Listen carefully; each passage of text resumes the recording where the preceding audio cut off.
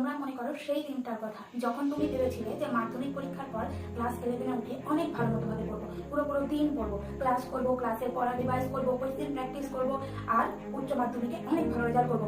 আর সবাই যেন আমার দিকে দেখে, সবাই আমার নাম করে, সবাই বলে যে এই ছেলেটা বা মেয়েটা কত পড়াশোনায় ভালো।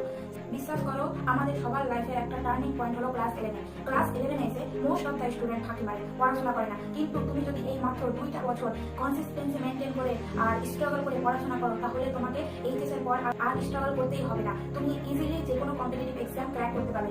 এমন ভাবে পড়াশোনা করো যাতে ক্লাস 11-12 প্রত্যেকটা টপিক ক্লিয়ার থাকে, কোনো ডাউট না থাকে। এমন ভাবে পড়ো যাতে এইচএস এর পর 11-12 এর পড়াগুলোকে আর নতুন করে যাতে পড়তে না হয়। শুধুমাত্র এই 2টা বছর তোমরা স্ট্রাগল করো, পরে তোমরা এনজয় করবে। এবার তুমি ডিসাইড করো যে তুমি 2টা বছর এনজয় করবে নাকি পরের বছরগুলো এনজয় করবে। মাত্র 2টা বছর। এই 2টা বছর এত একটা ভাইটাল একটা টাইম যে তুমি যদি ভালো মতো পড়াশোনা করে নাও, তাহলে তোমার পুরো লাইফ সেটেল পরবর্তীতে।